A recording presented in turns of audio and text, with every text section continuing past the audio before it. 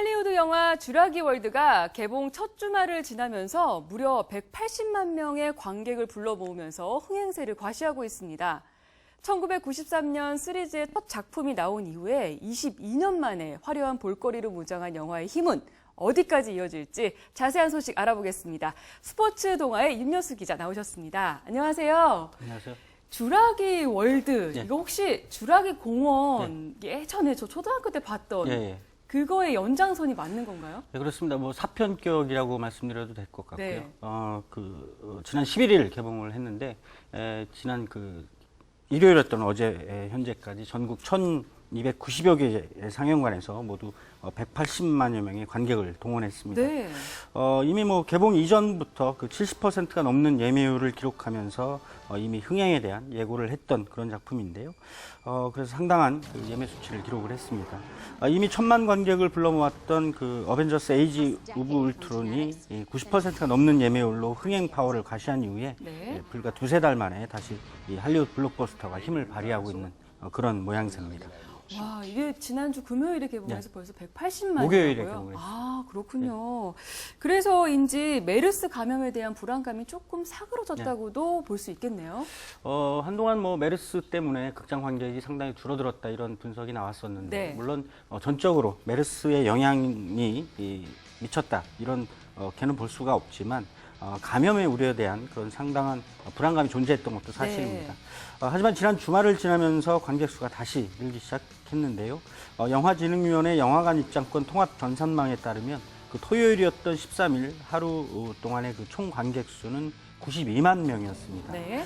메르스 감염자가 확산되어 가던 지난 5월 30일 85만여 명, 또 지난주였던 6월 6일 68만 7,800여 명보다 늘어난 그런 수치인데요. 쥬라기 월드가 개봉한 11일 목요일을 기점으로 이 관객 수가 그 전주보다 많아진 것으로 나타났습니다. 특히 또 이 영화를 보려는 그 가족 단위의 관객들이 극장으로 몰리면서 관객 수가 좀 더 늘어난 게 아니냐 이렇게 관측을 좀 해볼 수가 있겠고요. 따라서 향후에 그 극장 전체 관객이 좀 더 늘어날지 여부는 조금 더 지켜볼 필요가 있을 것 같습니다. 네, 쥬라기 월드가 개봉 초반부터 상당히 그 흥행세를 달려가고 있는 것 그렇습니다. 같은데 아무래도 그 예전 쥬라기 공원에 대한 향수 때문일까요? 일단 이 영화는 그 국내 관객에게는 아직 낯선 그 콜린 트레보로 감독이 새롭게 연출을 한 작품입니다.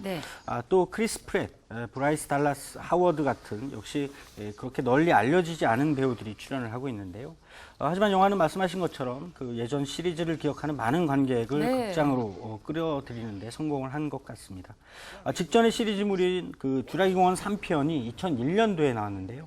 그로부터 14년 만에 등장한 새로운 이야기에 대한 호기심이 크게 작용했다. 이렇게 분석을 해도 될 것 같습니다. 쥬라기 월드는 1993년 상당한 그 시각적인 충격을 안겨줬던 쥬라기 공원 속의 테마파크죠. 그 쥬라기 공원이 22년 만에 새롭게 문을 열면서 이야기가 시작이 됩니다. 역시 시리즈물의 굵은 줄기인 그 인간의 통제를 벗어난 공룡들의 공격, 또 이에 맞서는 인간의 이야기를 그리고 있는데 영화는 현재로서는 말씀하신 대로 그 상당한 흥행력을 과시하고 있습니다. 영화 자체에 대한 평가는 그러나 조금씩 엇갈리고 있다 이렇게 볼 수 있습니다. 이전에 보지 못했던 그 화려한 볼거리가 관객의 시선을 사로잡고 있다 이런 호평을 받고 있기는 합니다. 하지만 또 반면에 그 이야기의 짜임새에는 예전 같지 못하다 이런 평가가 나오고 있기도 합니다.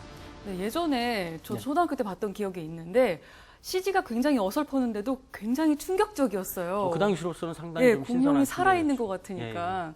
그 어떻게 보면 주인공은 사람이 아니라 그 공룡, 티라노사우루스라고도 할 수 있겠네요. 그렇습니다. 티라노사우루스, 그다음에 랩터라는 공룡들이 나오는데 역시 그 시리즈를 상징하는 그런 주인공들이 아닐까 싶습니다.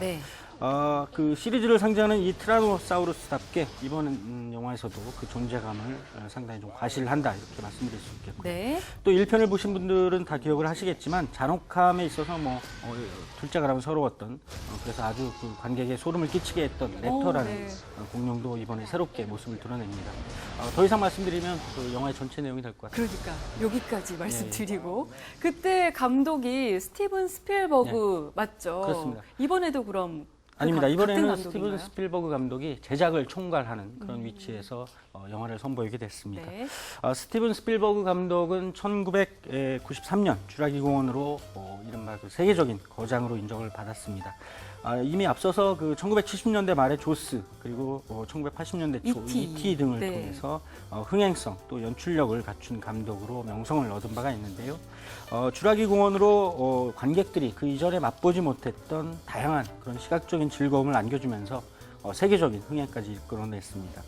특히 그 컴퓨터 그래픽과 특수 효과를 통해서 만들어낸 이 공룡들의 아주 세밀한 움직임들이 그 많은 관객에게 당시 굉장히 충격을 안겨주기도 했습니다. 네. 하지만 이후에 그 속편과 3편이 그만한 그 큰 흥행의 힘을 과시하지 못한 것도 사실인데요. 네.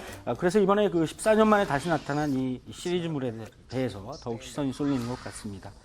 주라기 월드는 그 스티븐 스필버그 감독이 연출한 1993년 1편의 여러 가지 내용들을 떠올리게 하는 그런 장면들이 있습니다. 이른바 오마주다 이런 그 얘기인데요. 네. 곳곳에 또 다른 그 화제를 모으고 있는 이 오마주 장면은 특정 감독의 뛰어난 재능을 존경한다는 의미에서 그의 작품을 일부 모방하는 것을 말하는데 네.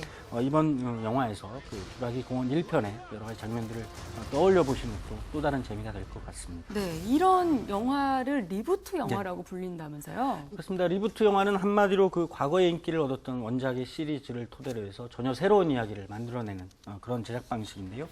주라기 월드처럼 그 기존 시리즈 영화에 있어서 그 기존의 컨셉 그리고 주요 캐릭터만 남기고 이야기를 처음부터 다시 만드는 그런 방식을 말합니다.